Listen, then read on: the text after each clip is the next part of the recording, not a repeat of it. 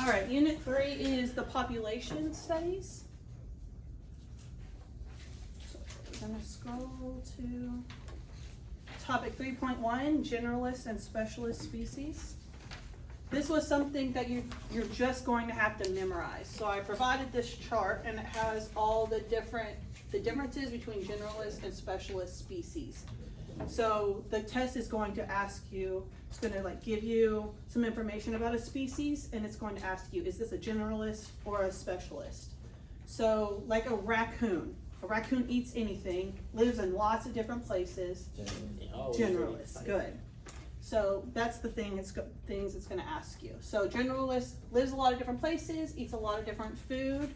Generalists also bounce back quickly from disturbances. Whereas a specialist, they have a very limited diet and they have to live in a very specific place. So if an environment changes, will they survive well? No, they're gonna die. So like a panda, that's one of the examples it gives you, a panda. A salamander also is very specific, has to live in certain conditions and eat very specific food. So if its ecosystem changes, they're gonna die at a higher rate. Okay. All right, so this diagram is just comparing the survivorship curves, so type 1, type 2, type 3, to K and R selected species. On your bubble lab, we had a lot of people getting them switched. So K, I remember it like K is for care. They take care of their babies. They live a long time. They wait until they're older to have babies. R selected is like rats. Rats have lots of babies, and do they live for a long time? No. Do they take very good care of their babies? No. They nurse them for a little bit and then off they go to destroy everything under the sun.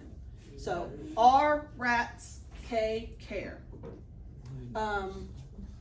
So type 1, we are type 1, humans are type 1, meaning we survive into late adulthood and then we die. Type 2 just dies at a steady rate. And then type 3 is going to be like rats or frogs. You have lots of babies, but they die really young. Some of them live to be old, but most of them die early. Would Like, ants count? ants count? Yes, ants would probably be a type 2, honestly. But I'm not gonna ask any that are like really confusing. Like frogs, they lay thousands of eggs. All 1,000 does not survive. So frog is gonna be a type 3. What was the type 2? Type 2, like ants. But most birds are type 2 as well. What about salmon? Salmon? Yeah. They're also probably type 3 because they lay thousands of eggs. What about spiders? Spiders, type 3. What about dogs? Mostly type 1. In captivity, type 1. Because they take care of their babies until they're older. Anything that takes care of their babies is going to be type 1. What's like a description of type 2? Of type 2, Like what do they lay like a moderate amount of eggs, and they take care of their offspring, but not until they reach all the way to maturity. Okay. They still kick their babies out of their nest when they're still fragile. So they live longer, but once they kick them out of the nest, dead.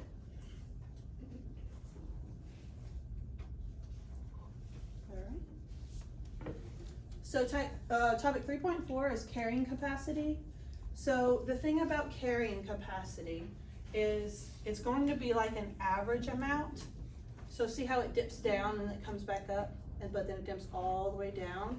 You're gonna try to find the center area, and I promise the one on the test is not as hard to read as this one. You can obviously tell where the carrying capacity is fluctuating on the one on the test.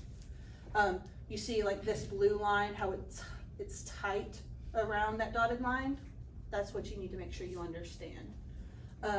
Something that's going to cause a species to go over their carrying capacity would be more food than normal. That would go over their carrying capacity. But when that food disappears, they're going to go right back down to their carrying capacity. Don't get it.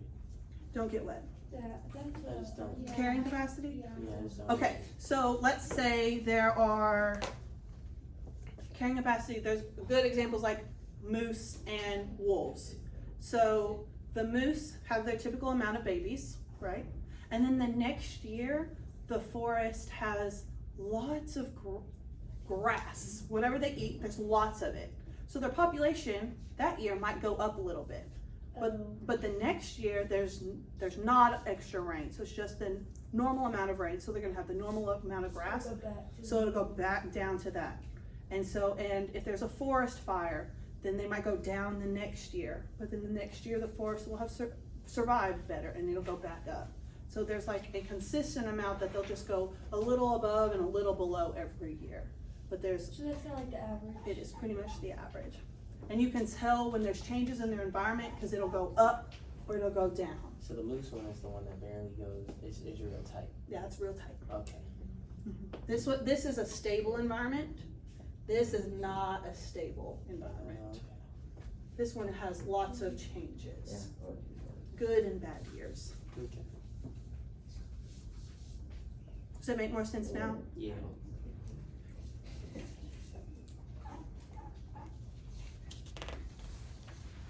Age structure diagrams. So the question on the test is going to give you different age structure diagrams, and it's going to ask you which population is growing, which population is declining.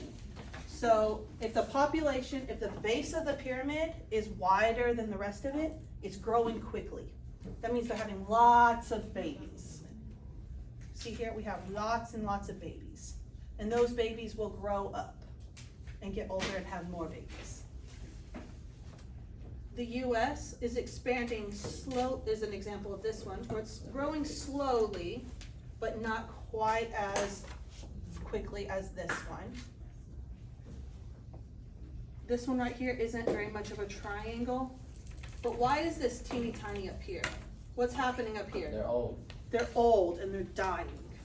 Yeah. So right here, in this country, the older people are living longer.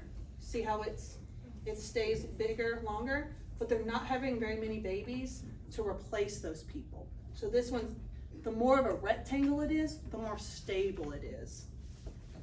Whereas a country like Germany, they're not having very many babies, but their people are living a long time. So there's not a lot of younger people to take care of their older people. And this country will topple. If you don't have young people to replace your dying old people, your country will be in a declining population. So this is safe. This can topple a country if they're not careful, because there's not enough older people to take care of the babies. Japan's pretty stable.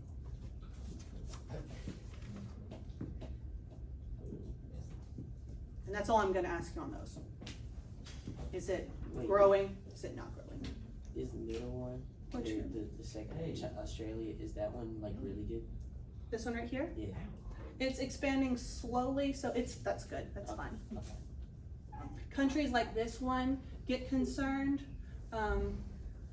but only, they'll need people to like move into their country to keep them stable.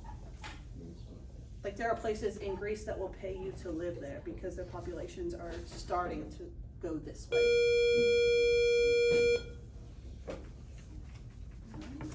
So total fertility rate is just how many children each woman is having on average. So in developing countries or developed countries, you're going to typically have a lower total fertility rate. So because the women are working, the women have access to medical care and birth control to keep them from having unexpected or unwanted pregnancies. Whereas in lower developing countries, they're gonna have lots of children because they need them to work the farm, they don't have access to the proper health care, and they have cultural traditions where they have to like have lots of babies. So just memorize this, it's gonna ask you these things. All right. here we go. This is math.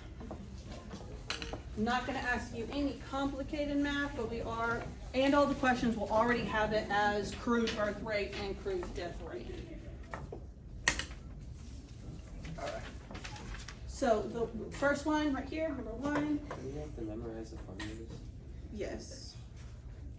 Alright, so you need to memorize crude birth rate minus crude death rate divided by 10. That equals 8% increase. You need to memorize that formula. What about what? 10. So if the crude birth rate is 18 and the crude death rate is 6, divide that by 10. So your R equals 1.2%. What? How did you know?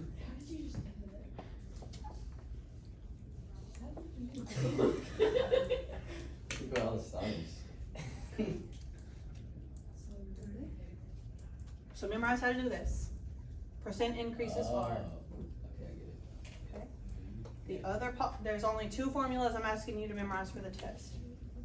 Percent increase and the 70. So it's just 70. So we're asking how long will it take for the population to double? So if a population of a country is growing at a rate of 1.75%, that's your R. So this is how the rule of 70. You need to memorize this. So 70 divided by 1.75. So it's always 70? Yes, it'll always be 70. If you see doubling, how long does it take to double? It'll always be the rate divided over 70 over the rate. I don't know this one. Wait, I'm gonna need you to do that math in your head. I'm gonna try. Hold on. But why did we get 1.2 up there and then is it? They're separate questions.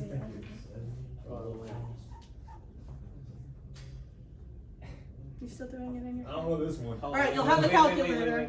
You didn't hold it. 30 something percent. Is that right? It's What's a?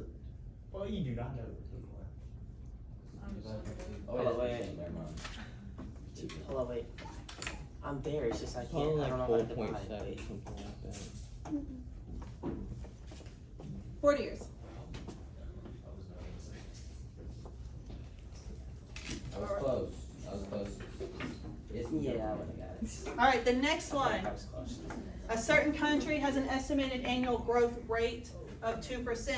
Can we not have a question? It's like negative and it's like. It won't be negative. Alright, at this rate of growth, approximately how many years will it take for the population to double? So it's just 70 divided by 2, 35. 35 years. It'll take 35 years for this country to double.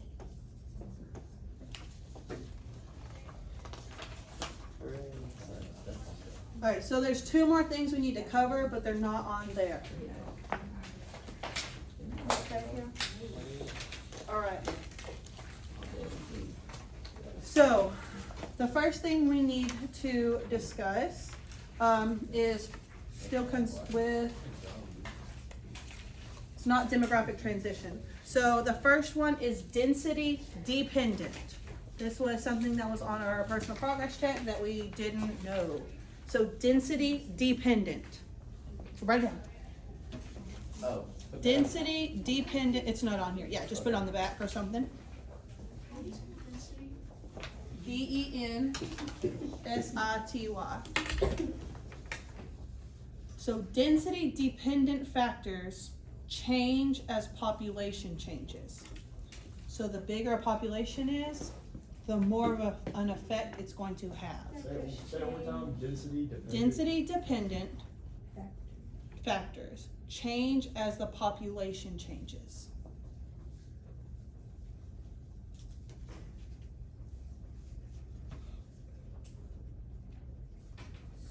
Examples are disease or competition for resources.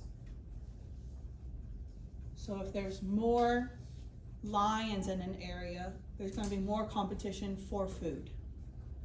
or if there's more humans in an area, disease is gonna run rampant faster. Like in, say, New York, a disease is gonna spread faster in New York than it's gonna spread in Texarkana. Can I go to the restroom? Yeah, you can, but I'm not stopping. All right, What else? density independent. Density independent factors.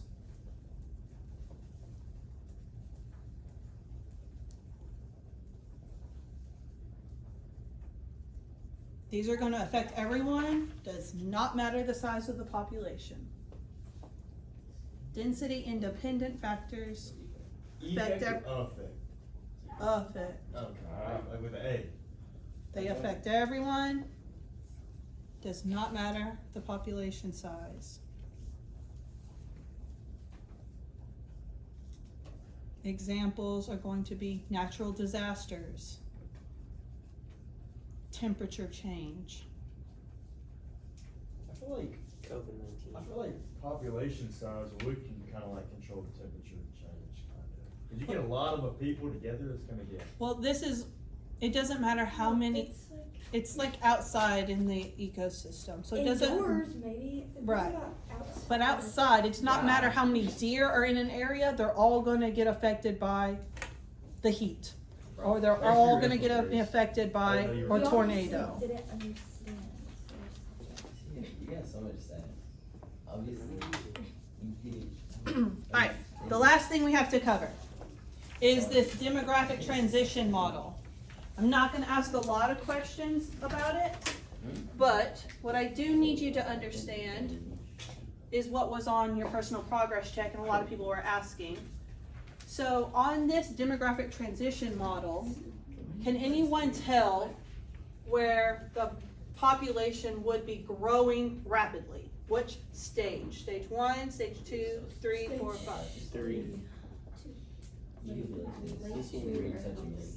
So it's gonna be right here, Why 2? stage 2, It's one. because lots of people are dying, but people are still being born.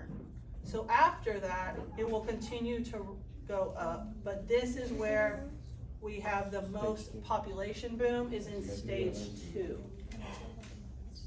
People are dying, 5 stages. but more people are being born Transition. than are dying. So lots of people are dead, population grows. That's all I need you to know. Stage 2.